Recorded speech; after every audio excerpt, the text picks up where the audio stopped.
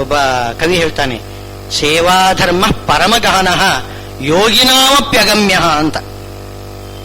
ಸೇವೆ ಮಾಡುವುದು ಬಹಳ ಕಷ್ಟ. ಏನು ಮಾತಾಡದೆ ಹೋದ್ರೆ ನೀನೇನು ಬಾಯಿ ಬರೋದಿಲ್ವ ನಿನಗೆ ಅಂತ ಕೇಳ್ತಾನೆ. ಏನು ಮಾತಾಡಿದ ಅಂದ್ರೆ ನೀನು ತುಂಬಾ ಮಾತಾಡ್ತೀಯ ಅಂತಂತಾನೆ. ಏನು ಮಾಡಿದ್ರೂ ಕೂಡ ತಪ್ಪು ಹೊಡಿತಾನೆ ಅವನು ಸ್ವಾಮಿ ಆ ಸೇವಕನಲ್ಲಿ. ಆ ಸೇವಕ ಹೇಗಿರಬೇಕು, ಎಷ್ಟು ಕಷ್ಟ ಇದೆ. ಯೋಗಿನಾಮಪಿ ಅಗಮ್ಯ ಅಂತ ಒಬ್ಬ ಹೇಳ್ತಾನೆ. ಯೋಗಿಗಳಿಗೂ ಕೂಡ ಅದು ಅರ್ಥ ಮಾಡ್ಕೊಳ್ಳೋದು ಕಷ್ಟ ಇದೆ. ಸೇವಾ ಧರ್ಮ ಅಂದ್ರೆ ಏನು ಅಂತ ಬಹಳ ಕಷ್ಟ ಇದೆ. ಅಂಥ ಕಷ್ಟ ಅವರು ಅನುಭವಿಸ್ಬೇಕಂತ ಶೂದ್ರರು ಅವರು ಆ ಸೇವಾ ಮಾಡಬೇಕು. ಅದು ತಪಸ್ಸುದು, ದೊಡ್ಡ ತಪಸ್ಸು, ಪರಂ ತಪ. ಹಾಗೆ ಬ್ರಹ್ಮಚಾರಿಗಳು ಏನ್ ಮಾಡಬೇಕು? ಪರಂ ತಪ ಅಂತಂದ್ರೆ, ಪರಂ ಅಂದರೆ ಶ್ರೇಷ್ಠವಾಗಿರ್ತಕ್ಕಂಥದ್ದು ಯಾವುದು? ಗುರುಗಳು, ಅಗ್ನಿ ಇವರ ಶುಶ್ರೂಷ ಮಾಡಬೇಕು. ಅವರಿಗಾಗಿ ಭಿಕ್ಷೆ ಎತ್ತಬೇಕು, ದೇಹಾಭಿಮಾನ ಬಿಡಬೇಕು. ತಮ್ಮ ಹಸಿವಿಗಾಗಿ ಒಂದಿಷ್ಟು ಕೇಳ್ಕೊಳ್ಬಾರ್ದಂತೆ.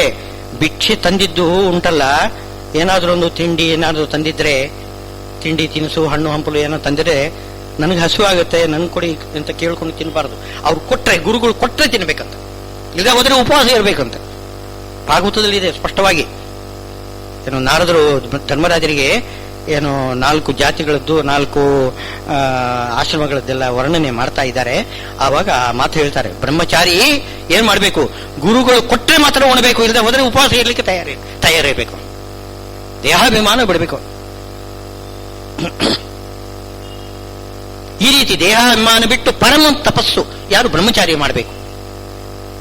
ತಪಸ್ಸು ಅಂದ್ರೆ ಇಲ್ಲಿ ಕಾಯಕ್ಲೇಶ ಅಂಥ ತಪಸ್ಸು. ಆಮೇಲೆ ಪರಂ ತಪಃ, ಚೆನ್ನಾಗಿ ಆಲೋಚನೆಯೂ ಕೂಡ ಮಾಡಬೇಕು, ವಿದ್ಯಾರ್ಜನೆ ಮಾಡಬೇಕು, ಅಂಥ ಒಳ್ಳೆಯ ವಿದ್ಯೆಯನ್ನು ಸಂಪಾದನೆ ಮಾಡಬೇಕು. ಅದು ಬ್ರಹ್ಮಚಾರಿ. ಗೃಹಸ್ಥನಾಗಿರ್ತಕ್ಕಂಥವನು ಪರಂ ಅಂತಂದ್ರೆ ಉಳಿದವರಿಗೆ, ಏನೋ ಸನ್ಯಾಸಿಗಳಿಗೆ, ಬ್ರಹ್ಮಚಾರಿಗಳಿಗೆ ಅವನು ಭಿಕ್ಷೆ ಕೊಟ್ಟು ಅವರನ್ನು ಕಾಪಾಡಬೇಕಂತೆ. ಅವರಿಗಾಗಿ ಇವನು ಸ್ವಲ್ಪ ಕಷ್ಟಪಡಬೇಕಂತೆ. ತನಗೆ ಒಂದು ವೇಳೆ ಉಣ್ಲಿಕ್ಕೆ ಇಲ್ಲದೆ ಹೋದರೂ ಕೂಡ ಗೃಹಸ್ಥ ಏನು ಮಾಡಬೇಕು? ಅವರಿಗೆ ಏನು ಒಂದು ಅತಿಥಿಗಳಿಗೆ ಅನ್ನ ಹಾಕಬೇಕಂತ. ತಾನು ಉಣಿದಿದ್ರೂ ಪರವಾಗಿಲ್ಲ. ಆ ರೀತಿಯಾಗಿ ತಪಸ್ಸನ್ನು ಗೃಹಸ್ಥನು ಕೂಡ ಮಾಡಬೇಕು.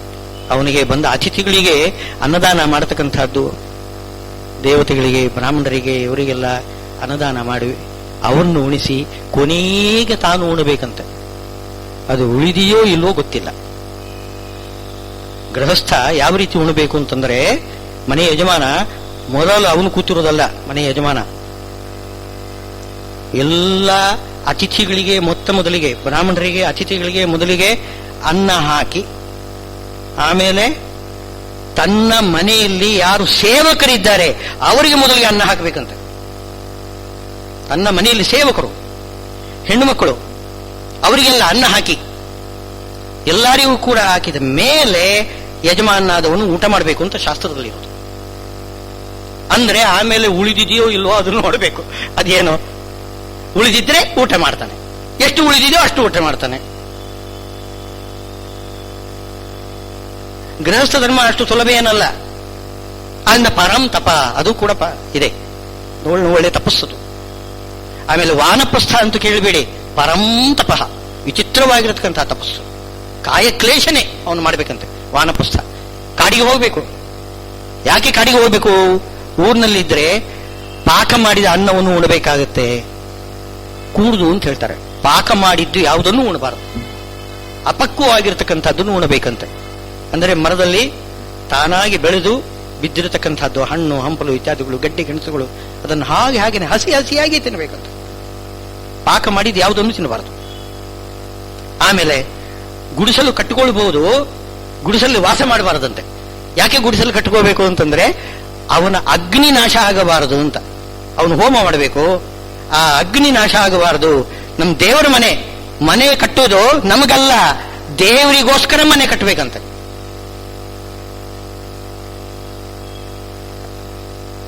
ನಾವು ಏನ್ ಮಾಡಬೇಕು? ದೇವರ ಮನೆ ಅಂತ ಒಂದು ಪ್ರತ್ಯೇಕ ಮಾಡಿಡ್ತೇವೆ ಮನೆಯಲ್ಲಿ. ಹಾಗಲ್ಲ, ಇಡೀ ಮನೆಯೇ ದೇವರ ಮನೆ. ಅದಕ್ಕೋಸ್ಕರನೇ ಮನೆಯ ಮುಖ್ಯ ದ್ವಾರ ಇದೆಯಲ್ಲ, ಹೊಸ್ತಿಲು, ಅಲ್ಲಿ ನಾವು ವಿಶೇಷವಾಗಿ ಪೂಜೆ ಮಾಡ್ತೇವೆ. ಯಾಕೆಂದ್ರೆ ಇಡೀ ಮನೆ ದೇವರ ಮನೆ ಅಂತ ಅರ್ಥ. ದ್ವಾರದಲ್ಲಿ ಲಕ್ಷ್ಮಿ ಇರುವುದು ಎಲ್ಲಿ? ಪರಮಾತ್ಮನ ಮನೆಯಲ್ಲಿ ದ್ವಾರದಲ್ಲಿ ಲಕ್ಷ್ಮಿ ಇರೋದು. ನಮ್ಮ ಮನೆಯಲ್ಲಿ ದ್ವಾರವನ್ನು ಲಕ್ಷ್ಮಿ ಕಾಪಾಡೋದಿಲ್ಲ. ಆ ದೃಷ್ಟಿ ಇಟ್ಕೋಬಾರದು. ಇಡೀ ಮನೆ ದೇವರ ಮನೆ ಆದ್ದರಿಂದ ಮುಖ್ಯ ದ್ವಾರ ಇದೆಯಲ್ಲ, ಅಲ್ಲಿ ನಾವು ದ್ವಾರ ಪೂಜೆ ಮಾಡಬೇಕು.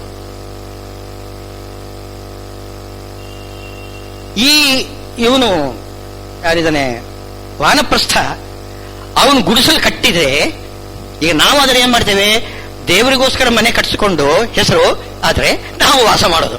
ಅದು ಇರಲಿ, ಆದ್ರೆ ಭಾವನೆ ಇದ್ರೆ ಒಳ್ಳೇದು. ಇಡೀ ಮನೆ ದೇವರ ಮನೆ ಎಂತಕ್ಕಂಥದ್ದು ಭಾವನೆ ಇದ್ರೆ ಅದು ನಿಜವಾಗಿಯೂ ಕೂಡ ಅದು ಒಳ್ಳೇದು. ತಾನು ಉಪಾಸಕನಾಗಿ ದೇವರ ಮನೆಯಲ್ಲಿ ದೇವರ ಬಳಿಯಲ್ಲೇ ನಾನು ಇರ್ತೇನೆ ಅಂತಂದ್ರೆ ಅದು ತಪ್ಪೇನಲ್ಲ. ಆದರೆ ಈ ವಾನಪ್ರಸ್ಥನಿಗೆ ಅಗ್ನಿ ಅಥವಾ ದೇವರು ಒಂದು ಮನೆ ಅಂತ ಒಂದು ಮಾಡ್ತಾನೆ, ಗುಡಿಸಲು ಕಟ್ತಾನಂತೆ. ಇವನು ವಾಸ ಮಾಡೋದು ಹೊರಗೆ ಅಂತ. ಒಳಗಡೆ ಅಗ್ನಿ ಚೆನ್ನಾಗಿ ಇರಬೇಕು, ಅದು ಹಾಳಾಗಬಾರದು. ಅಗ್ನಿ ಸ್ಥಾಪನೆ ಮಾಡಿ ಹೋಮ ಮಾಡಬೇಕಾದ್ರೆ ಅದಕ್ಕೆ ಗಾಳಿ ಮಳೆ ಬೆಳಕು ಇತ್ಯಾದಿ ಬಿದ್ದರೆ ಅದು ಹಾಳಾಗಿಬಿಡ್ತದೆ, ಅಗ್ನಿ ನಾಶ ಆಗಿಬಿಡ್ತದೆ. ಹಾಗೆ ನಾಶ ಆಗದಂತೆ ಒಂದು ಗುಡಿಸಲು ಕಟ್ಟಿಕೊಂಡು ಅದನ್ನು ರಕ್ಷಣೆ ಮಾಡ್ತಾ ಇವನು ಹೊರಗಡೆ ಕೂತಿರ್ಬೇಕು. ಗುಡಿಸಲಿನಿಂದ ಹೊರಗಡೆ ಇಲ್ಲಿ ಆ ಚಳಿ ಮಳೆ ಗಾಳಿ ಬಿಸಿಲು ಎಲ್ಲವನ್ನೂ ಕೂಡ ತಡೆದುಕೊಂಡು ಪಂಚಾಗ್ನಿ ತಪಸ್ಸು ಅಂತ ಹೇಳ್ತಾರೆ. ಸುತ್ತಲೂ ಬೆಂಕಿ, ಮೇಲ್ಗಡೆ ಸೂರ್ಯನ ಬೆಳಕು, ಸೂರ್ಯನ ಬಿಸಿಲು, ಆ ರೀತಿ ಪಂಚಾಗ್ನಿ ತಪಸ್ಸು ಎಲ್ಲ ಮಾಡಬೇಕು. ಇದು ಯಾರು ಏನು ವಾನಪ್ರಸ್ಥನ ತಪಸ್ಸು ಅಂತ ಹೇಳ್ತಾರೆ. ಇದು ಹೇಗೆ 12 ವರ್ಷ ಮಾಡಿದರೆ ಬಹಳ ಒಳ್ಳೇದಂತೆ. ಈ ವಾನಪ್ರಸ್ಥ ತಪಸ್ಸು ಇದೆಯಲ್ಲ, 12 ವರ್ಷ ಮಾಡಿದರೆ ಬಹಳ ಒಳ್ಳೇದು. ಇಲ್ಲ ನೀವು ಶಕ್ತಿ ಇಲ್ಲದೆ ಹೋದ್ರೆ 9 ವರ್ಷ 6 ವರ್ಷ 3 ವರ್ಷ ಮಾಡಿ ಕೊನೆಗೆ 1 ವರ್ಷವಾದರೂ ಮಾಡಿ ಅಂತ ಹೇಳ್ತಾರೆ. 1 ವರ್ಷವಾದರೂ ಕೂಡ ಮಾಡಿ. ಆವಾಗ ನಿಮ್ಮ ಶರೀರ ಹಾಳಾಗದೆ ಸಬಲವಾಗಿ ಇದ್ದರೆ ಸನ್ಯಾಸ ತಗೊಳ್ಳಿ. ಸನ್ಯಾಸ ತಗೊಂಡು ನೀವು ಬರೀ ಭಗವಂತನ ಆಲೋಚನೆ ಮಾಡ್ತಾನೆ ಇರಬೇಕು, ಹಾಗೆ ಹೇಳ್ತಾರೆ. ಆದ್ರಿಂದ ಪರಂ ತಪ, ಈ ವಾನಪ್ರಸ್ಥರದ್ದು ಪರಮ ತಪಸ್ಸು. ಸನ್ಯಾಸಿಗಳಿದ್ದಂತೂ ಪರಮ ತಪಸ್ಸು ಅಂತಂದ್ರೆ ಅವರು ಏನು ಗುಡಿಸಲು ಕಟ್ಟುವ ಅಗ್ನಿಯನ್ನು ಕೂಡ ಹೃದಯದಲ್ಲಿ ಆರೋಪ ಮಾಡ್ಕೊಂಡು ಬಿಡ್ತಾರೆ. ಹೊರಗಡೆ ಅಗ್ನಿ ಇಲ್ಲ, ಅವರು ಹೃದಯದಲ್ಲಿ ಆರೋಪ ಮಾಡ್ಕೊಂಡು ಬಿಡ್ತಾರೆ. ಈಗ ಮನೆ ಯಾವುದಕ್ಕೋಸ್ಕರ ಬೇಕು? ಅಗ್ನಿಗೋಸ್ಕರ ಬೇಕು. ಅಗ್ನಿನೇ ಹೃದಯದಲ್ಲಿ ಹಾಕೊಂಡ ಮೇಲೆ ಮತ್ತೆ ಯಾರಿಗೆ ಬೇಕು? ಗುಡಿಸಲೇ ಬೇಡ. ಅನಿಕೇತ, ಎಲ್ಲೂ ಕೂಡ ಎಲ್ಲೂ ಮನೆನೇ ಇಲ್ಲ, ಸುತ್ತಾನೇ ಇರಬೇಕು, ಎಲ್ಲಾ ಕಡೆ ಸುತ್ತಾನೇ ಇರಬೇಕು. ಒಂದು ಮನೆ ಏನೋ ಒಂದು ಊರಿನಲ್ಲಿ ಒಂದು ರಾತ್ರಿ ಇರಬೇಕಂತೆ. ಒಂದು ರಾತ್ರಿ ಅಂದ್ರೆ ಒಂದು ದಿವಸ ಅಂತ ಅರ್ಥ. ಒಂದು ಊರಿನಲ್ಲಿ ಒಂದು ದಿವಸ ಇರಬೇಕಂತೆ, 2 ದಿವಸ ಇರಬಾರದು. 2 ದಿವಸ ಇದ್ಬಿಟ್ರೆ ಒಂದು ದಿವಸ ಇದ್ದಾಗ ಏನು ಭಕ್ತರ ಕೆಲವೆಲ್ಲ ಜಿಜ್ಞಾಸುಗಳು ಎಲ್ಲ ಅವ್ರದ್ದೆಲ್ಲ ಸಂಪರ್ಕ ಆಗ್ತದೆ. ಸಂಪರ್ಕ ಆಯಿತು ಅಂತಂದ್ರೆ ಆಮೇಲೆ ಅವರಲ್ಲಿ ಒಂದು ರೀತಿ ಸ್ನೇಹಾಚಾರ ಮೋಹ ಇತ್ಯಾದಿಗಳೆಲ್ಲ ಪ್ರಾರಂಭ ಆಗ್ತದೆ. ಆವಾಗ ಅದು ಏನು ಹೇಳ್ತಾರಲ್ಲ ಶಾಟಿ ಸಂಸಾರ ಅಂತ ಅದು ಬೆಳ್ಕೊಂಡು ಬಿಡ್ತದೆ ಆಮೇಲೆ. ಅದರಿಂದ ಯಾವತ್ತೂ ಕೂಡ ಒಂದು ಮನೆ ಒಂದು ಊರಿನಲ್ಲಿ ಒಂದು ದಿವಸ ಮಾತ್ರ ಇರಬೇಕಂತೆ, ಇನ್ನೊಂದು ದಿವಸ ಇನ್ನೊಂದು ಊರಿಗೆ ಹೋಗ್ಬೇಕಂತ. ಅವನು ತಿರುಗಾಡ್ತಾನೆ. ಎಲ್ಲಿ ಚಾತುರ್ಮಾಸ್ಯ ಒಂದು 4 ತಿಂಗಳು ಬಿಟ್ಟು ಬೇರೆ ಯಾವತ್ತೂ ಕೂಡ ಸಂಚಾರ ಮಾಡ್ತಾ ಇರು. ಪರಿವ್ರಾಜಕ ಅಂತ ಅವನ ಹೆಸರು. ಪರಿವ್ರಾಜಕ ಅಂತಂದ್ರೆ ಪರಿತಃ ವ್ರಜತಿ, ಎಲ್ಲಾ ಕಡೆ ಸುತ್ತಾನೇ ಇರಬೇಕಂತೆ. ಅವನಿಗೆ ಪರಿವ್ರಾಜಕ ಅಂತ ಹೆಸರು. ಸನ್ಯಾಸಿಗೆ ಪರಿವ್ರಾಜಕ ಅಂತ ಹೇಳ್ತಾರೆ. ಪರಿವ್ರಾಜಕಾಚಾರ್ಯವರಿಗೆ ಇತ್ಯಾದಿ ಬೃಹದಾಲಂಕೃತ ಅಂತ ಹೀಗೆಲ್ಲ ಸನ್ಯಾಸಿಗಳಿಗೆ ವಿಶೇಷಣ ಕೊಡ್ತೇವೆ. ಪರಿವ್ರಾಜಕ ಅಂತಂದ್ರೆ ತಿರುಗಾಡ್ತಾನೆ ಇರ್ಬೇಕಂತ ಸದಾಕಾಲ. ನಮ್ಮ ಗುರುಗಳು ಪೇಜಾವರ ಸ್ವಾಮಿಗಳು ನೋಡಿ, ಆ ರೀತಿ ಅವರ ಹಾಗೆ ಸಂಚಾರ ಯಾರಿಗೂ ಮಾಡ್ಲಿಕ್ಕೆ ಸಾಧ್ಯವಿಲ್ಲ. ಈ ವಯಸ್ಸಿನಲ್ಲಿ, ಈ 80ರ ವಯಸ್ಸಿನಲ್ಲಿ ಏನು ಸಂಚಾರ. ಇವಾಗ ಪರಿವ್ರಾಜಕರು ಅಂದ್ರೆ ನಮ್ಮ ಗುರುಗಳೇ, ಯಾರು ಅಷ್ಟು ಹೇಳಲಿಕ್ಕೆ ಬರೋದಿಲ್ಲ. ಆ ರೀತಿ ಪರಂ ತಪಃ, ಸನ್ಯಾಸಿಗಳಾಗಲಿ ಇವರು ಎಲ್ಲರೂ ಕೂಡ ಪರಮ ತಪಸ್ಸನ್ನು ಮಾಡಬೇಕು. ಹೀಗೆ 4 ವರ್ಣಗಳಿಗೆ 4 ಆಶ್ರಮಗಳಿಗೆ ಉಪದೇಶ ಒಂದು ಶಬ್ದದಿಂದ ಪರಂತಪ ಅಂತ ಭಗವಂತ ಹೇಳ್ತಾ ಇದ್ದಾರೆ. ಇನ್ನು ಅದರದ್ದೇ ವಿವರಣೆ, ಇನ್ನು ಮೇಲೆ ಬರತಕ್ಕಂಥದ್ದೆಲ್ಲ ಭಗವದ್ಗೀತೆ ಇದರದ್ದೇ ವಿವರಣೆ. ಸ್ವಧರ್ಮೇ ನಿಧನಂ ಶ್ರೇಯ ಅಂತ ಹೇಳ್ತಾರೆ. ನಿನ್ನ ಸ್ವಧರ್ಮ, ಧರ್ಮ ಸ್ವಧರ್ಮ, ನಿನ್ನ ಧರ್ಮ. ನಿನ್ನ ಧರ್ಮ ಅಂದ್ರೆ ಏನು? ನಿನ್ನ ವರ್ಣಕ್ಕೆ ನಿನ್ನ ಆಶ್ರಮಕ್ಕೆ ಯಾವುದು ಯೋಗ್ಯವಾಗಿರತಕ್ಕಂತಹ ಧರ್ಮ ಇದೆಯೋ ಅದನ್ನು ನೀನು ಅನುಸರಿಸಬೇಕು. ಬೇರೆ ಧರ್ಮವನ್ನು ಆಶ್ರಯಿಸಬಾರದು.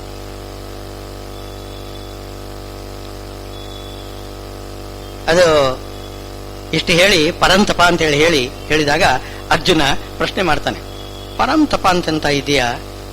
ಇಲ್ಲ, ನಾನೀಗ ನನ್ನ ಧರ್ಮದಲ್ಲಿ ಇದ್ರೆ ಪಾಪ ಬರ್ತದೆ. ನೀನೇನು ಹೇಳ್ತಾ ಇದ್ದಿ? ನಿನ್ನ ಧರ್ಮವನ್ನು ನೀನು ಮಾಡಿಕೊಳ್ಬೇಕು, ಇನ್ನೊಂದು ಧರ್ಮವನ್ನು ನೀನು ಅನುಸರಿಸಬಾರದು ಅಂತ ಹೇಳ್ತಾ ಇದೀಯ. ನನ್ನ ಧರ್ಮದಲ್ಲಿ ನನಗೆ ನಂಬಿಕೆ ಇಲ್ಲ, ಪಾಪಕರ ಅಂತ ಅನಿಸಿದೆ, ಏನು ಮಾಡ್ಲಿ ಅಂತ ಇವನು ಅರ್ಜುನ ಕೃಷ್ಣನಲ್ಲಿ ಪ್ರಶ್ನೆ ಮಾಡ್ತಾ ಇದ್ದಾನೆ. ಏನು ಪ್ರಶ್ನೆ? ಕಥಂ ಭೀಷ್ಮಮಹಂ ಸಂಖ್ಯೆ ದ್ರೋಣಂಚ ಮಧುಸೂದನ ಇಷುಭಿ ಪ್ರತಿಯೋತ್ಸ್ಯಾಮಿ ಪೂಜಾರ್ಹೌ ಅರಿಸೂದನ. ನೀನೇನು ಹೇಳ್ತಾ ಇದ್ದೀಯ? ಶತ್ರುಗಳನ್ನು ಸಂಹಾರ ಮಾಡಬೇಕು ಅಂತ ಹೇಳ್ತಾ ಇದೀಯ. ಯಾರು ಶತ್ರುಗಳು ನಮಗೆ ಇಲ್ಲಿ? ಬರೀ ಕೌರವರೇ ಶತ್ರುಗಳಾಗಿದ್ದರೆ ಬೇರೆ ಪ್ರಶ್ನೆ. ಭೀಷ್ಮರು ಇದ್ದಾರೆ, ದ್ರೋಣರು ಇದ್ದಾರೆ ಎದುರುಗಡೆ, ಅವ್ರನ್ನ ನಾನು ಹ್ಯಾಕ್ ಕೊಲ್ಲಲಿ ಹೇಳು ಅಂತ ಹೇಳ್ತಿದ್ದಾರೆ. ಪೂಜಾರ್ಹೌ, ಅವನು ಪೂಜೆ ಮಾಡಬೇಕು, ಅವ್ರನ್ನ ಪೂಜೆ ಮಾಡಬೇಕು. ಅಂಥವ್ರು ಪೂಜ್ಯರು ಅವ್ರನ್ನ ನಾನು ಕೊಲ್ಲುದೆ? ನೀನು ಹೇಳ್ಬೋದು ನಿನ್ನ ಧರ್ಮ ಕ್ಷತ್ರಿಯ ಧರ್ಮ, ಅವನು ಕೊಲ್ಲಬೇಕು ಅಂತ. ಪೂಜಾರ್ಹರನ್ನು ಕೊಲ್ಲುವುದಿದೆ. ಇಷ್ಟೇ ಹಿಂದಿನವರೆಗೆ ಹಿಂದೆ ಏನೇನು ಹೇಳಿದ್ದಾರೆ, ಬಂಧುಗಳನ್ನು ಕೊಲ್ಲುವುದು ಹೇಗೆ ಅಂತ. ಈಗ ಅದಕ್ಕಿಂತಲೂ ಜೋರಾಗಿ ಪೂರ್ವಪಕ್ಷ ಮಾಡ್ತಾ ಇದ್ದಾರೆ. ಈಗ ಅದಕ್ಕಿಂತ ದೊಡ್ಡ ಆಕ್ಷೇಪ ಮಾಡ್ತಾ ಇದ್ದಾರೆ. ಬಂಧುಗಳು ಮಾತ್ರವಲ್ಲ, ಪೂಜಾರ್ಹರಾಗಿರ್ತಕ್ಕಂಥವರು ಗುರುಗಳು, ಗುರುವಿನ ಗುಲಾಮನಾಗದ ತನಕ ದೊಲಕ ದಂಡ ಮುಕ್ತಿ ಅಂತ ಹೇಳ್ತಾ ಇದ್ದಾರೆ. ಗುರುಗಳ ಅನುಗ್ರಹ ಇಲ್ಲದೆ ಹೋದರೆ ಏನು ಮಾಡುವ ಹಾಗಿಲ್ಲ ನಾವು. ಅದು ಗುರುಗಣೇಶಾಭ್ಯಾಮ್ ನಮಃ ಅಂತ ಗುರುಗಳ ಅನುಜ್ಞಾ ಪಡೆಯದೆ ನಾವು ಯಾವ ಕರ್ಮ ಮಾಡಿದರೂ ಅದಕ್ಕೆ ಫಲ ಇಲ್ಲ. ಅಂಥ ಗುರುಗಳು ಪೂಜಾರ್ಹರು, ಮೊದಲು ಪೂಜೆಗೆ ಯೋಗ್ಯರವರು ಪೂಜಾರ್ಹರು. ಎಲ್ಲಾ ಕಾರ್ಯದಲ್ಲಿ ಮೊದಲಿಗೆ ಪೂಜೆ ಮಾಡಬೇಕಾದ್ದು ಗುರುಗಳಿಗೆ. ಹೆಚ್ಚು ಪೂಜೆ ಮಾಡಬೇಕು ಅವರಿಗೆ, ಪರಮಾತ್ಮನಿಗಿಂತಲೂ ಹೆಚ್ಚು ನಾವು ಗುರುಗಳಿಗೆ ಪೂಜೆ ಮಾಡಬೇಕು. ನೀವು ನೋಡಿ, ರಾಯರಿಗೆ ಮಾಡಿರ್ತಕ್ಕಂಥದ್ದು ಪೂಜೆ ಇನ್ನು ದೇವರಿಗೂ ಮಾಡೋದಿಲ್ಲ. ನಾವು ರಾಯರಿಗೆ ಎಷ್ಟು ಮಾಡ್ತಾ ಇದ್ದೇವೆ ಪೂಜೆ, ಎಲ್ಲ ಕಡೆಗೂ ಕೂಡ. ತಪ್ಪೇನಲ್ಲ, ಗುರುಗಳಿಗೆ ಮೊದಲಿಗೆ ಪೂಜೆ, ಅವರಿಗೆ ಜಾಸ್ತಿ ಪೂಜೆ ಮಾಡಬೇಕು. ಪೂಜಾರ್ಹವು. ಅಂಥ ಗುರುಗಳನ್ನು ನಾನು ಕೊಲ್ಲಬೇಕು ಅಂತಂದ್ರೆ ತಪ್ಪಾಗ್ತದಲ್ಲ, ಪಾಪ ಬರ್ತದೆ. ನನ್ನ ಧರ್ಮ ನಾನು ಮಾಡಬೇಕು ಅಂತ ಇದೆಯಲ್ಲ, ಎಷ್ಟು ಪಾಪ ಮಾಡ್ತಾ ಇದ್ದೇನೆ. ಇಷುಭಿ ಪ್ರತಿಯೋತ್ಸ್ಯಾಮಿ, ಬಾಣಗಳಿಂದ ಚುಚ್ಚಿ ಸಾಯಿಸ್ತಾ ಇದ್ದೇನೆ. ಇದು ತಪ್ಪಲ್ವೇ? ಇದು ಪೂಜೆ ಮಾಡದೇ ಇರುವುದೇ ತಪ್ಪು. ಅಂಥದ್ರಲ್ಲಿ ಈ ರೀತಿ ಬಾಣದಿಂದ ಹೊಡೆದು ಸಾಯಿಸುವುದು ಗುರುಗಳನ್ನು, ಭೀಷ್ಮಾಚಾರ್ಯನು, ದ್ರೋಣಾಚಾರ್ಯನು. ಪೂಜಾರ್ಹ ಒರೆಸುವುದನ. ಆದ್ದರಿಂದ ಗುರೂನ್ ಹತ್ವಾಹಿ ಮಹಾನುಭಾವಾನ್ ಶ್ರೇಯೋ ಭೋಕ್ತುಂ ಭೈಕ್ಷ್ಯಮಪೀಹ ಲೋಕೆ. ಗುರುಗಳನ್ನು ಹೊಡೆದು ಸಾಯಿಸುವುದಕ್ಕಿಂತ ಏನು ಭಿಕ್ಷೆ ಎತ್ತಿ ಜೀವನ ಮಾಡುವುದು ಒಳ್ಳೆಯದು. ಅದೇ ಒಳ್ಳೆಯದು ಅಂತ ಅನಿಸಿದೆ ನನಗೆ. ಹೇಳ್ಬೋದು ನೀನು ಭಿಕ್ಷೆ ಎತ್ತುವುದು ಪರಧರ್ಮ ಅಂತ, ಅದೇ ಒಳ್ಳೆಯದು ಅಂತ ಅನ್ಸುತ್ತೆ. ಯಾಕೆಂದರೆ ನನ್ನ ಧರ್ಮದಲ್ಲಿ ಪಾಪಕರವಾಗಿದೆ. ಭಿಕ್ಷೆ ಎತ್ತುವುದರಲ್ಲಿ ಯಾರಿಗೂ ತೊಂದರೆ ಇಲ್ಲಲ್ಲ. ಅವರ ಮನಸ್ಸು, ಅವ್ರ ಮನ ಕರಗಿದರೆ ಅವರು ಕೊಟ್ಟರೆ ನಾನು ತಿಂತೇನೆ, ಇಲ್ಲಾದ್ರೆ ಹೊರಟೋಗ್ತೇನೆ, ಇನ್ನೊಂದು ಕಡೆಗೆ ಹೋಗ್ತೇನೆ. ಯಾರಿಗೂ ಹಿಂಸೆ ಮಾಡೋದಿಲ್ಲ. ಅಮ್ಮ ಭಿಕ್ಷೆ ಹಾಕಿ ಅಂತ ಕೇಳ್ತೇನೆ, ಏನು ಜಗಳಕ್ಕೋ ನಿಲ್ಲುವುದಿಲ್ಲ ನಾನು. ಅವ್ರು ಕೊಟ್ಟರೆ ಉಡ್ತೇನೆ, ಇಲ್ಲಾದ್ರೆ ಎದ್ದು ಇನ್ನೊಂದು ಮನೆಗೆ ಹೋಗ್ತೇನೆ. ಯಾರಿಗೂ ಹಿಂಸೆ ಇಲ್ವಲ್ಲ, ಯಾರಿಗೂ ಕೂಡ ಹಿಂಸೆ ಇಲ್ಲ. ಆದ್ರಿಂದ ಭೈಕ್ಷ್ಯ, ಆ ಭಿಕ್ಷಾಟನೆ ಮಾಡುವುದೇ ಒಳ್ಳೇದು ಅಂತ ಅನ್ಸದೆ. ಇದಕ್ಕಿಂತ ಇದೇ ಒಳ್ಳೇದು. ಯಾರು ಗುರುಗಳನ್ನು ಹತ್ಯೆ ಮಾಡೋದಕ್ಕಿಂತ ಭಿಕ್ಷಾಟನೆ ಮಾಡುವುದೇ ಒಳ್ಳೇದು. ಆಮೇಲೆ ಒಂದು ವೇಳೆ ನಾನು ಗುರುಗಳನ್ನು ಕೊಂದು ಬಿಟ್ಟು ಜಯ ಸಂಪಾದಿಸಿದೆ ಅಂತ ಅನ್ಬೇಕು ನೀನು ಅಲ್ವಾ?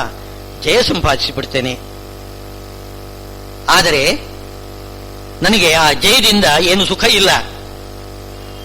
ಜಯದಿಂದ ಏನು ಹೇಳಬೇಕು ನೀನು? ಸುಖ ಏನು ಹೇಳಬೇಕು ನೀನು ಅಂತಂದ್ರೆ, ಬೇಕಾದಷ್ಟು ಸುಖ ಅನುಭವಿಸುವುದು. ಅರಮನೆಯಲ್ಲಿ ಕುಳಿತುಕೊಂಡು, ಅರಮನೆಯ ಸುಪ್ಪತ್ತಿಗೆಯಲ್ಲಿ ಅಲ್ಲಿ ಹಾಯಾಗಿ ಇದ್ದು ಚೆನ್ನಾಗಿ ಉಣ್ಣುವುದು ತಿನ್ನುವುದು ಇದೆಲ್ಲ ಮಾಡಬಹುದು ಅಂತ.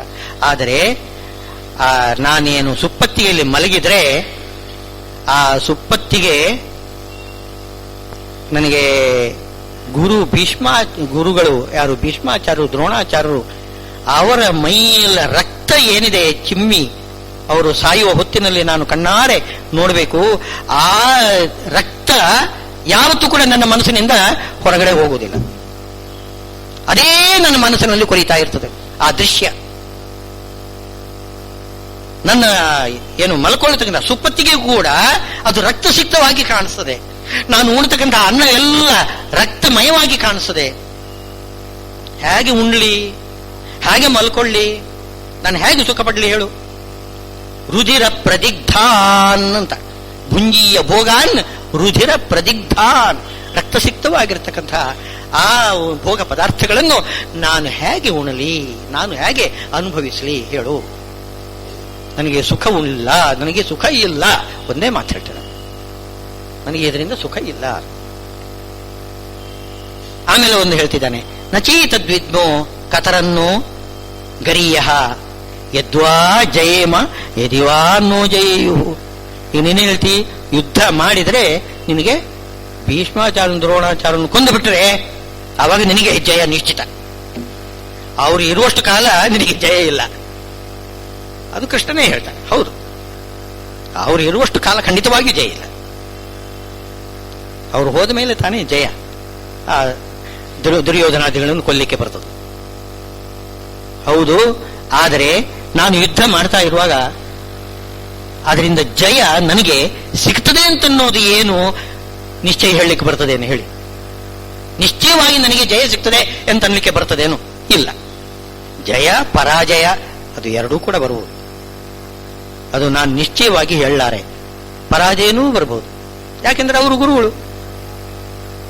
ಗುರುಗಳ ಮುಂದೆ ನಾನು ಯುದ್ಧ ಮಾಡುವಾಗ ನಾನು ಅವರನ್ನು ಗೆಲ್ತೇನೋ ಅಥವಾ ಅವರು ನನ್ನನ್ನು ಸೋಲಿಸ್ತಾರೋ ಯಾರಿಗೊತ್ತು? ಹಾಗೆ ಹೇಳೋಣ. ನನಗೆ ಜಯ ಪರಾಜಯ ನಿಶ್ಚಯ ಇಲ್ಲ. ಆದ್ರಿಂದ ಅನಿಶ್ಚಿತವಾಗಿರ್ತಕ್ಕಂಥ ಯಾವುದೋ ಒಂದು ಉದ್ದೇಶಕ್ಕೆ ನಾನು ಕೈ ಹಾಕುವುದು ಇಷ್ಟು ದೊಡ್ಡ ಒಂದು ಏನು, ಹೋದರೆ ಸರ್ವನಾಶ, ಬಂದರೆ ದೊಡ್ಡ ಲಾಭ ಇರಬಹುದು, ಆದರೆ ಹೋದರೆ ಸರ್ವನಾಶ. ಇಂಥ ಸಂದರ್ಭದಲ್ಲಿ ಯಾರು ವಿವೇಕಿಯಾದವರು ಕೈ ಹಾಕುವುದಿಲ್ಲ. ಏನೋ ಹೋದರೆ ಸ್ವಲ್ಪ ಹೋಯಿತು ಅಂತಂದ್ರೆ ಅದು ಪರವಾಗಿಲ್ಲ. ಸರ್ವನಾಶ ಆಗುವುದಾಗಿದ್ರೆ, ಅಪಜಯನೇ ಬಂದುಬಿಟ್ರೆ ಅಂಥ ಇದರಲ್ಲಿ ಕರ್ಮದಲ್ಲಿ ನಾನು ಯಾಕೆ ಪ್ರಯತ್ನ ಮಾಡಬೇಕು? ಇಷ್ಟು ಹೇಳಿ ಇದೆಲ್ಲ ತಾನು ಅರ್ಜುನ ಹೇಳ್ತಕ್ಕಂಥದ್ದೇದಲ್ಲ ಅದು ತಪ್ಪು ಅಂತ ಅವನಿಗೇನೇ ಮನಸ್ಸಿನಲ್ಲಿ ಅನಿಸ್ತದೆ. ತಾನು ತನಗೆ ಸುಖ ಇಲ್ಲ ಅಂತಂತ ಇದ್ದಾನೆ. ಗುರುಗಳನ್ನು ಹತ್ಯೆ ಮಾಡಿದರೆ ತನಗೆ ಸುಖ ಇಲ್ಲ, ಅದು ತಪ್ಪು. ತನ್ನ ಸುಖಕ್ಕಾಗಿ ಮಾಡುವುದಲ್ಲ, ಕರ್ತವ್ಯ ಕರ್ಮ ಮಾಡಬೇಕು ಅಂತ ಭಗವಂತ ಹೇಳ್ತಿದ್ದಾನೆ. ಅನಾರ್ಯಜುಷ್ಟಂ ಅಸ್ವರ್ಗ್ಯಂ ಅಕೀರ್ತಿಕರಂ ಅಂತ ಹಿಂದೆ ಹೇಳಿಬಿಟ್ಟಿದ್ದಾನೆ. ಆತ ಶ್ರೀಕೃಷ್ಣನ ಒಂದು ಮಾತು, ಇತ್ತ ಅರ್ಜುನ ಹೇಳ್ತಕ್ಕಂಥ ಮಾತು. ಇದರಲ್ಲಿ ಗೊಂದಲಕ್ಕೆ ಒಳಗಾಗ್ತಾನೆ. ನಾನು ಹೇಳುವುದು ಸರಿಯೋ, ನೀನು ಹೇಳುವುದು ಸರಿಯೋ? ಕಾರ್ಪಣ್ಯ ದೋಷೋಪಗತ ಸ್ವಭಾವ ಪೃಚ್ಛಾಮಿ ತ್ವಾಂ ಧರ್ಮ ಸಮ್ಮೂಢ ಚೇತಾಹ. ನನಗೀಗ ಮನಸ್ಸಿನಲ್ಲಿ ತುಂಬ ಗಲಿಬಿಲಿ ಉಂಟಾಗಿದೆ. ಯಾವುದು ಸರಿ, ಯಾವುದು ಧರ್ಮ, ಯಾವುದು ಅಧರ್ಮ ನನಗೀಗ ನಿಶ್ಚಯ ಮಾಡ್ಲಿಕ್ಕೆ ಆಗ್ತಾ ಇಲ್ಲ. ಯಚ್ಛ್ರೇಯಸ್ಯಾದ್ ನಿಶ್ಚಿತಂ ಬ್ರೂಹಿ ತನ್ಮೇ ಶಿಷ್ಯಸ್ತೇಹಂ ಶಾಧಿಮಾಂ ತ್ವಾಂ ಪ್ರಪನ್ನಂ. ನಾನು ನಿನಗೆ ಶಿಷ್ಯನಾಗಿದ್ದೇನೆ, ನನಗೆ ನೀನು ಉಪದೇಶ ಕೊಡಬೇಕು. ನಿನ್ನನ್ನೇ ಶರಣು ಹೊಂದಿದ್ದೇನೆ, ಶಿಷ್ಯನಾಗಿ ಶರಣು ಹೊಂದಿದ್ದೇನೆ, ನನಗೆ ಉಪದೇಶ ಕೊಡಬೇಕು. ಪರಮಾತ್ಮನ ಉದ್ದೇಶನೇ ಇದಿತ್ತು. ಅವನೇನು ಆ ಕೃಪಾ ಆವೇಶ ಬಂತಲ್ಲ ಅರ್ಜುನನಿಗೆ, ಅಂಥ ಮೂರ್ಲೋಕದ ಗಂಡು ಅವನಿಗೆ ಹೇಳಿತನದಿಂದ ಆ ಧನುಸ್ಸನ್ನು ಚೆಲ್ಲಿ ಕೆಳಗಡೆ ಹಾಕಿ ಅವನು ಕಣ್ಣೀರು ಸುರಿಸ್ತಾ ಕೂತ್ಕೊಂಡು ಬಿಟ್ಟಿದ್ದಾನಲ್ಲ, ಎಂಥ ಒಂದು ಹೇಳಿತನ ತೋರಿಸ್ತಾ ಇದ್ದಾನೆ.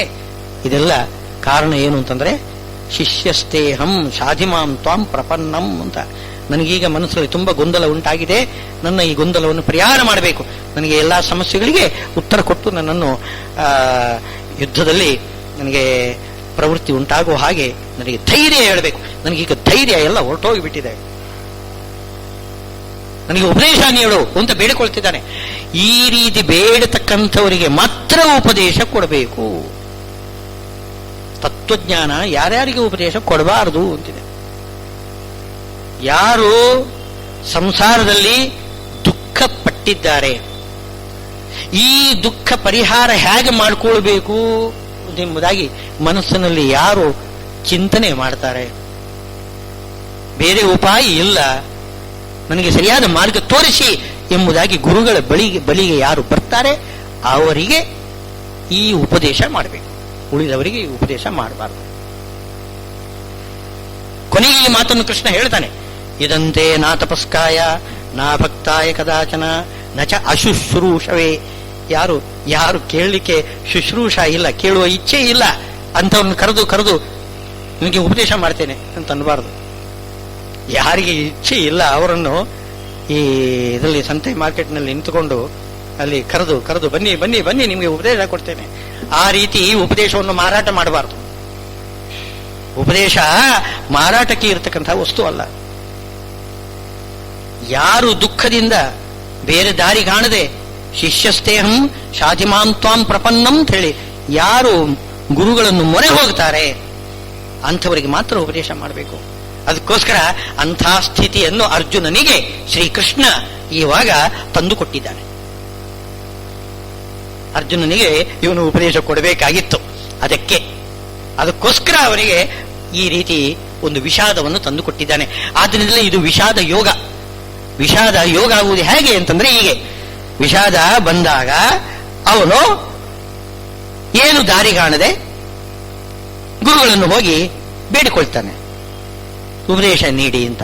ಅಂದ ವಿಷಾದ ಎಂಬುದು ಆ ಗುರುವಿನ ಉಪದೇಶಕ್ಕೆ ಒಂದು ಅರ್ಹತೆ ಆಯಿತು, ಅದಕ್ಕೊಂದು ಕಾರಣ ಆಯಿತು. ಯೋಗ ಅಂದ್ರೇನು? ಸಾಧನ, ಉಪಾಯ ಅಂತ ಅರ್ಥ. ತತ್ವಜ್ಞಾನ ಸಂಪಾದನೆಗೆ ಉಪಾಯ ಯಾವುದು ಅಂತಂದ್ರೆ ತಾನು ಮನಸ್ಸಿನಲ್ಲಿ ಬೇರೆ ಯಾವ ದಾರಿಯೂ ಇಲ್ಲ, ನನಗೆ ತತ್ವಜ್ಞಾನವೇ ನನಗೆ ದಾರಿ, ಇನ್ಯಾವುದೂ ಇಲ್ಲ ಅಂತ ಮನಸ್ಸಿನಲ್ಲಿ ಆ ಭಾವನೆ ಬರಬೇಕು. ಅವನ ಅಧಿಕಾರಿ.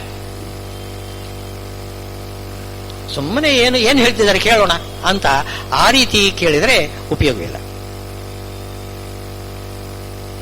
ಇಂಥ ಒಂದು ಅಧಿಕಾರ ಬರಲಿಕ್ಕೋಸ್ಕರನೇ ಭಗವಂತ ಈ ರೀತಿ ಒಂದು ಏರ್ಪಾಡು ಮಾಡಿದ್ದಾನೆ.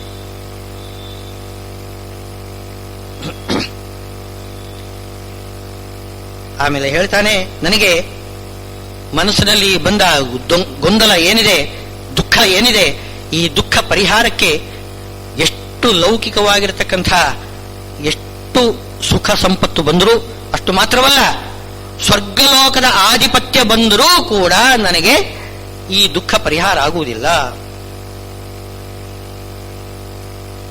ಮನಸ್ಸಿನಲ್ಲಿ ದುಃಖ ಇರತಕ್ಕಂಥವನಿಗೆ ನೀವು ಎಷ್ಟು ರುಚಿಕರವಾದ ಅನ್ನ ಹಾಕಿದರೂ ಅದು ಬೇಕು ಅಂತ ಅನಿಸುವುದಿಲ್ಲ.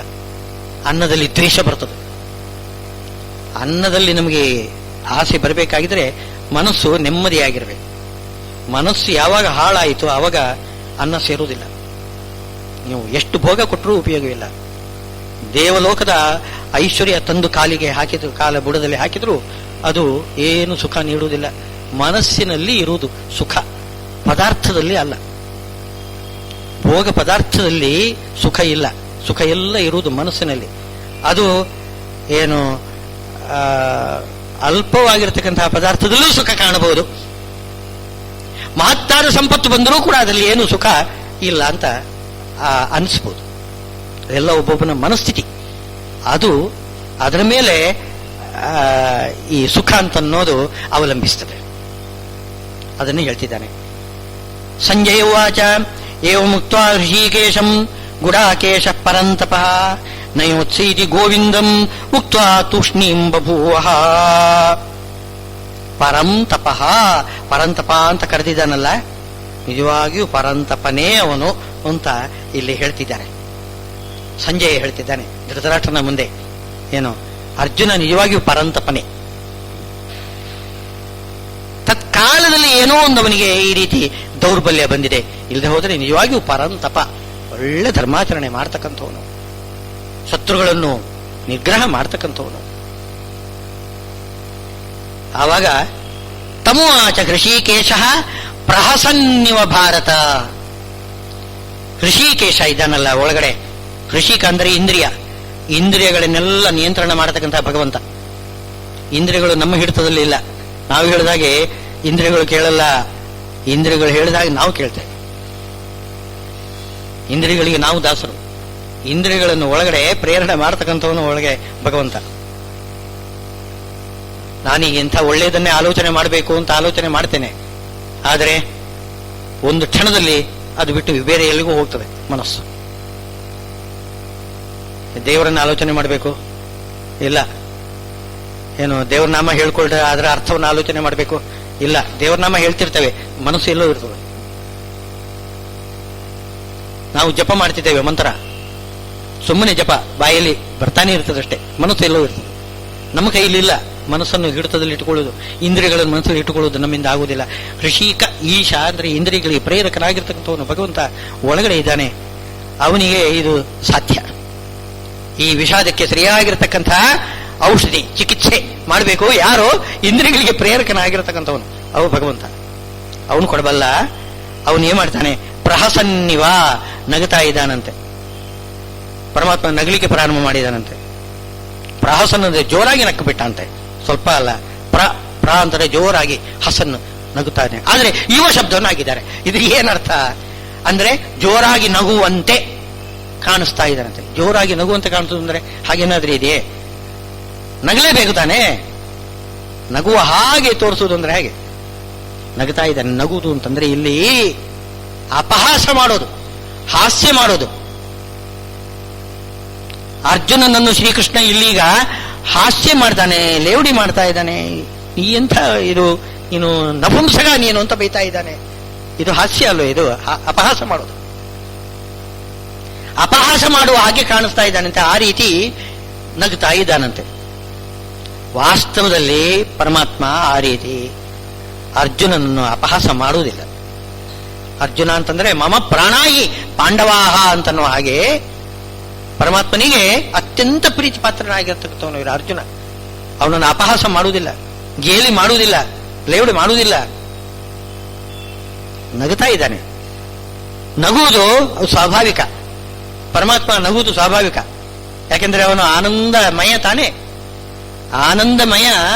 ಅವನು ಯಾಕೆ ನಗುತ್ತಾನೆ ಅಂತ ಕೇಳಬಾರದು. ನಮ್ಗೆ ಸಂತೋಷ ಆದಾಗ ನಾವು ನಗುತ್ತೇವೆ. ಯಾಕೆ ನಗುತ್ತೀರಿ ಪ್ರಶ್ನೆ ಮಾಡ್ತೀವ? ಸಂತೋಷ ಆಯ್ತು ನಗುತ್ತೀವಿ. ಪರಮಾತ್ಮ ನಗುತ್ತಾ ಇರ್ತಾನೆ. ಯಾಕೆಂದ್ರೆ ಪರಮಾತ್ಮ ಆನಂದ ಸಾಗರ, ಅವನು ಸದಾಕಾಲ ನಗುತ್ತಾ ಇದ್ದಾನೆ. ಈಗಂತೂ ಜೋರಾಗಿ ನಕ್ಕು ಬಿಟ್ಟ ಅಂತೆ. ಯಾಕೆ ಜೋರಾಗಿ ನಕ್ಕು ಬಿಟ್ಟಿದ್ದು ಅಂತಂದ್ರೆ, ಬೇರೆ ಯಾರಾದರೂ ನೋಡಿದ್ರೆ, ನಿನ್ನ ಈ ಸ್ಥಿತಿ ನೋಡಿ ಬಿಟ್ಟಿದ್ರೆ ಅಪಹಾಸ ಮಾಡ್ತಾ ಇದ್ರು. ಹೀಗೆ ಅಪಹಾಸ ಮಾಡ್ತಾ ಇದ್ರು ಅಂತ ನಗುತ್ತಾ ಇದ್ದಾನೆ. ಅಥವಾ ನಗುತ್ತಾ ಇದ್ದಾನೆ, ಆದ್ರೆ ನೋಡ್ತಕ್ಕಂಥವರಿಗೆ ಈ ರೀತಿ ಭಾವನೆ ಬರ್ತದೆ. ಶ್ರೀಕೃಷ್ಣ ಜೋರಾಗಿ ನಗುತ್ತಾ ಇದ್ದಾನೆ, ಇವನು ಅಳುತ್ತಾ ಕಣ್ಣೀರು ಸುರಿಸ್ತಾ, ನಾನು ಮೂಢನಾಗಿದ್ದೇನೆ, ನನಗೆ ಉಪದೇಶ ನೀಡು, ನನ್ನನ್ನು ಉದ್ಧಾರ ಮಾಡು ಅಂತ ಬೇಡಿಕೊಳ್ತಾ ಇದ್ದಾನೆ. ಇವನು ನಗುತ್ತಾ ಇದ್ದಾನೆ ಒಂದೇ ಸಲನೆ ಶ್ರೀಕೃಷ್ಣ. ಇದರ ಅಭಿಪ್ರಾಯ ಏನು? ಇವನು ಹಾಸ್ಯ ಮಾಡ್ತಿದ್ದಾನೆ ಅರ್ಜುನನನ್ನು.